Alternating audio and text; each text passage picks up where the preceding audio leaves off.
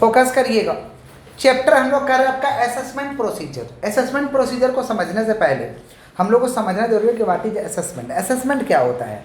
तो असेसमेंट का मतलब होता है evaluation of income and tax liability. माने एसएससी का, एसएससी माने क्या होता है?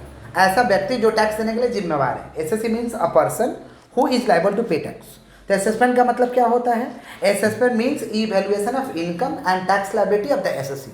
असेसमेंट का मतलब होता है कि एसएससी का इनकम का इवैल्यूएशन करना, टैक्स लायबिलिटी का इवैल्यूएशन करना। इवैल्यूएशन करना माने मूल्यांकन करना। इवैल्यूएशन करना माने मूल्यांकन करना कि भाई जो एसएससी का इनकम है वो ठीक ठाक है कि नहीं है, टैक्स ठीक ठाक है कि नहीं, या इनकम को निकाल लेना, यही तो इवैल्यूएशन होता है। समझ पा रहे? उसे हम कहते हैं असेसमेंट। क्या कहते हैं हम लोग? असेसमेंट। अब असेसमेंट यहाँ पे दो तरीका का असेसमेंट होगा। एक असेसमेंट हम लोग खुद करेंगे जिसको हम कहेंगे असेसमेंट बाई एसएससी हिमसेल्फ। हम लोग खुद करेंगे उसे कहेंगे असेसमेंट बाई एसएससी हिमसेल्फ, जिसे हम कहेंगे सेल्फ असेसमेंट। क्या कहेंगे हम लोग? Self assessment. खुद से करेंगे हम लोग असेसमेंट। खुद से करेंगे माने खुद से इनकम निकालेंगे, खुद से टैक्स निकालेंगे, सरकार को सबमिट कर देंगे। खुद से इनकम निकालेंगे, खुद से टैक्स का कैलकुलेशन करेंगे, सरकार को सबमिट कर देंगे। इसको हम कहते हैं सेल्फ असेसमेंट। क्या कहते हैं हम लोग? Self assessment. और एक असेसमेंट जो करेगा वो करेगा इनकम टैक्स डिपार्टमेंट। एक हम लोग खुद करेंगे। तो असेसमेंट दो तरीका का है, असेसमेंट बाई एसएससी हिमसेल्फ और एक है असेसमेंट बाई कौन सा? Income tax department. Income tax department जांच करेगा कि हम जो दिए वो सही से दिए कि नहीं दिए, कहीं गलत तो नहीं दे दिए ना। जो दे देंगे वो मान थोड़ी लेगा, एक बार तो गो थ्रू करेगा ना। तो असेसमेंट करेगा कौन करेगा भाई? Income tax department. असेसमेंट माने क्या करना? मूल्यांकन करना, देखना कि ठीक से है या नहीं, ठीक से कैलकुलेट हुआ कि नहीं हुआ, ये सब को हम कहते हैं असेसमेंट। क्या कहते हैं हम लोग? तो यहाँ पे सेल्फ असेसमेंट। सेल्फ असेसमेंट ये कौन करेगा? सेल्फ असेसमेंट एसएससी करेगा। ये एसएससी खुद रेस्पॉन्सिबल है। एसएससी खुद रेस्पॉन्सिबल है अपना इनकम को निकालना। एसएससी खुद रेस्पॉन्सिबल है डिटरमाइन हिज टैक्सेबल इनकम। उसका टैक्सेबल इनकम कितना है खुद निकालो, टैक्स लायबिलिटी खुद निकालो और उसके अकॉर्डिंगली टैक्स को पे कर दो, उसके अकॉर्डिंगली टैक्स को पे कर दो। इसे हम कहते हैं सेल्फ असेसमेंट। माने SSC itself responsible to determine taxable income, tax liability, taxable income and tax liability and pay tax accordingly. Pay tax कौन सा बोलिए? अकॉर्डिंगली। अब ये निकलेगा कैसे? इसका कुछ स्टेप है। ये सेल्फ असेसमेंट निकालने का कुछ क्या भाई? स्टेप है। स्टेप 1 में सबसे पहले बोला गया कि पहले इनकम को कैलकुलेट करिए। स्टेप 1 में बोला गया पहले इनकम को क्या करिए? Calculate, computation of income. आप कहां से कमा रहे हैं, इनकम को कैलकुलेट कर लीजिए। Computation of income, computation of income. पहला चैप्टर याद करो, ऐसे कर रहे थे ना, पहले इनकम पता कर रहे थे। Step 2 aggregate of income. अब इनकम को जोड़ लो, जिसे हम लोग टोटल इनकम कह रहे थे। 5 हेड का इनकम था ना, इनकम को फिर जोड़ ले रहे थे, उसे हम लोग क्या कह रहे थे? Aggregate the income. Aggregate the income को जोड़ लीजिए। एग्रीगेट द कौन सा बोलिए? इनकम। एग्रीगेट द क्या बोलिए? इनकम।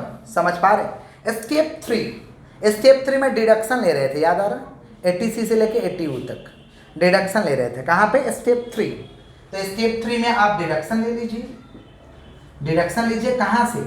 अंडर सेक्शन 80C से लेकर 80G तक, 80C से लेकर 80U। अरे जी में तो डोनेशन था जी। तो पहले क्या करिए? इनकम पता करिए, फिर इनकम को जोड़ लीजिए, फिर वहां से डिडक्शन लीजिए। डिडक्शन अंडर सेक्शन 80C से लेके 80U। फिर इनकम मान लीजिए आ जा रहा 28,816, ऐसा आ जा रहा, माने राउंड फिगर में नहीं आ रहा, तो उसको राउंडिंग ऑफ कर लीजिए। Rounding of income under section 288A, rounding of income under section 288। Step 4 में क्या करना भाई? Rounding of income. बोले क्या बोले हैं? Rounding of income. Rounding off क्या? Income under section 288A। 288 section में ना इनकम को हम लोग राउंड कर लेते हैं। जैसे मान लीजिए 29,816 आ रहा, तो 29,820 कर लीजिए।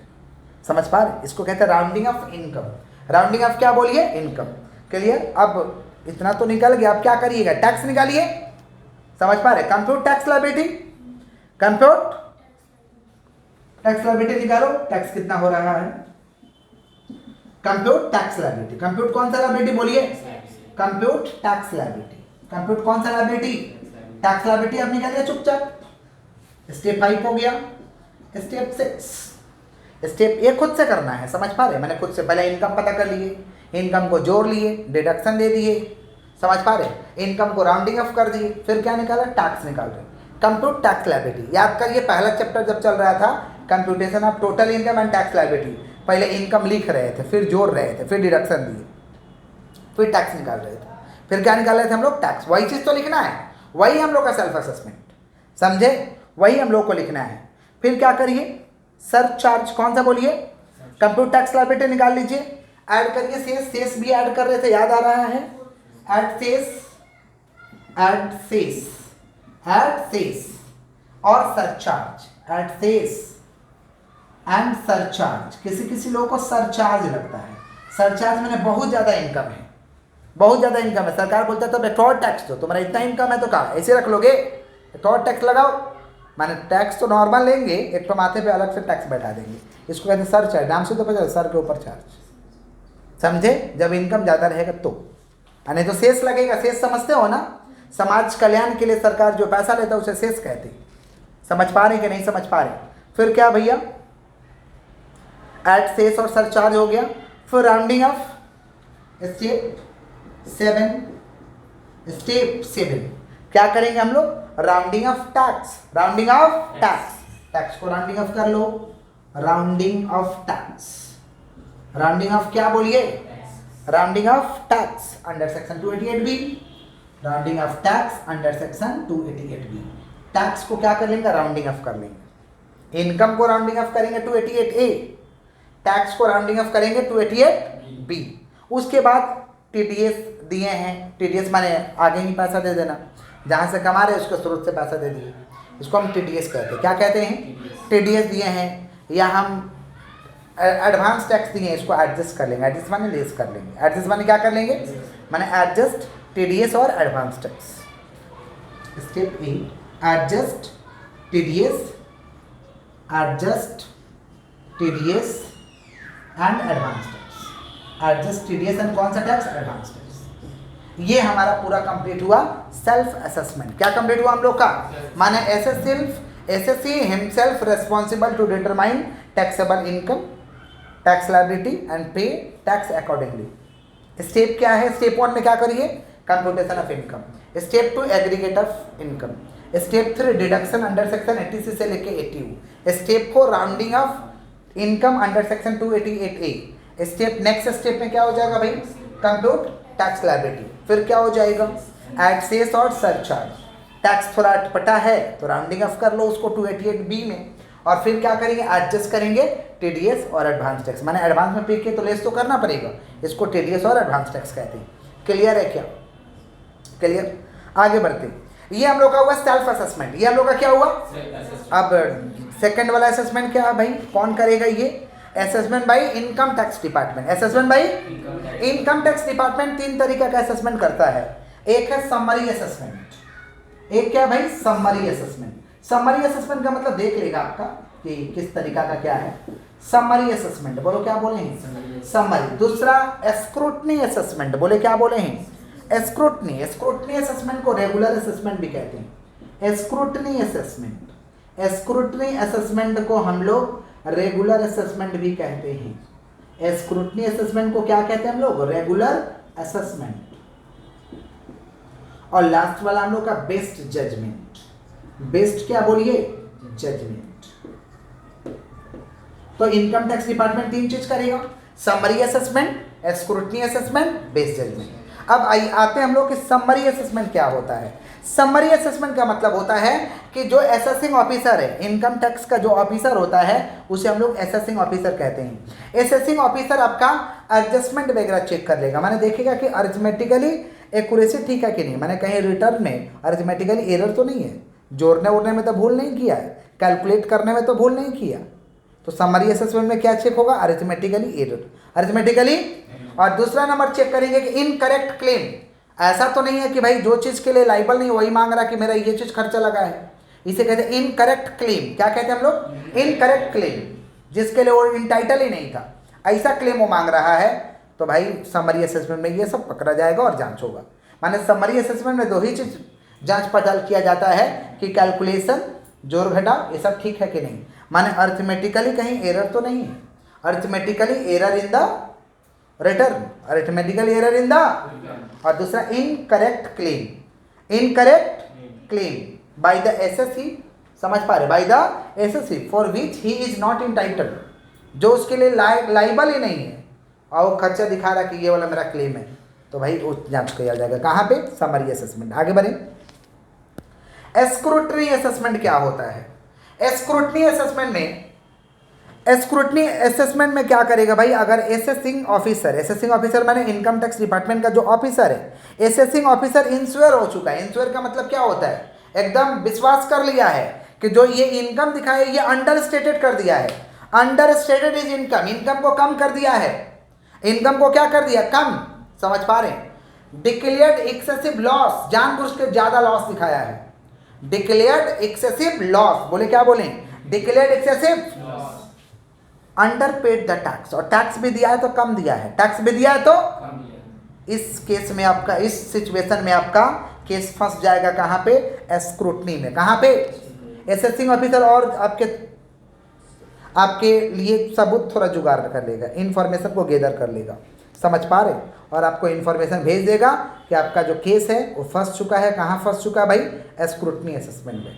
तो स्क्रूटनी असेसमेंट में आपका केस कब फंसेगा, जब आपने इनकम को कम कर दिया, under stated his income, declared excessive loss, declared excessive, under paid the tax, tax आपने कम दिया है, इनकम को आपने कम कर दिया, लॉस आप जानबूझ करके दिखाए हैं, तो असेसिंग ऑफिसर पूरा विश्वास हो जाएगा कि आपने ऐसा किया है, असेसिंग ऑफिसर को विश्वास हो गया कि आपने ऐसा किया है, तो आपके प्रति और इन्फॉर्मेशन को थोड़ा इकट्ठा कर लेगा, समझ पा रहे, और आपको एक नोटिस भेज देगा कि आपका जो रिटर्न है भाई स्क्रूटनी में फंसा हुआ है, आकर के जवाब दीजिए इस चीज का। इसको कहते हैं हम लोग स्क्रूटनी असेसमेंट। सुनते नहीं है बिजनेसमैन लोग, बोलते हैं अरे बाबा मेरा तो रिटर्न ही स्क्रूटनी में फंस गया है, समझ पा रहे, स्क्रूटनी में जब फंस जाता है तो बहुत दिक्कत होता है, खर्चा भी लगता है, समझ पा रहे हैं। किसका बात करें, स्क्रूटनी असेसमेंट, किसका बात कर रहे हैं, फिर हम लोग चार्टर्ड अकाउंटेंट को पकड़ते हैं, फिर इस मैटर को सोल्व करवाते हैं, समझ रहे हैं। चार्टर्ड अकाउंटेंट भाव खाता, हम नहीं जाएंगे, हम इस मैटर के लिए जाने वाले नहीं हैं, फिर हम लोग भाई रिक्वेस्ट करते हैं, बिजनेस का बात है, फिर जा करके सोल्व होता है, पैसा खर्चा होता है, इसको कहते हैं स्क्रूटनी असेसमेंट। क्या कहते हैं, समझ पा रहे कि नहीं समझ पा रहे, ये स्क्रूटनी असेसमेंट का टाइम लिमिट है 12 महीना के अंदर अंदर। Relevant assessment year, relevant assessment year में जो असेसमेंट चल रहा है ना, जो असेसमेंट चल रहा है वहाँ से खत्म होने के 12 महीने के अंदर अंदर सोल्व करो, वहाँ से खत्म होने के 12 महीने के अंदर अंदर सोल्व करो। किसका बात करें हम लोग, स्क्रूटनी असेसमेंट, जिसे कहते हैं रेगुलर असेसमेंट। क्या कहते हैं, बेस्ट जजमेंट, बेस्ट जजमेंट, नाम से पता चल रहा है, best judgment section 144, best judgment का सेक्शन कितना भाई, 144, बेस्ट जजमेंट का सेक्शन का कितना है।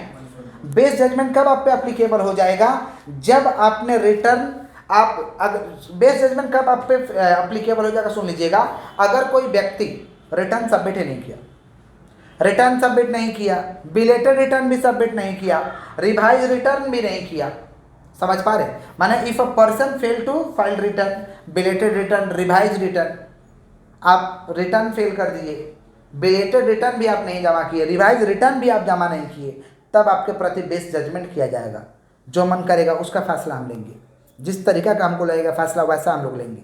बेस्ट जजमेंट नाम से तो समझ में आ रहा है कि जो बेस्ट जजमेंट होगा, बेहतर डिसीजन होगा, वो वाला डिसीजन आप पे लिया जाएगा।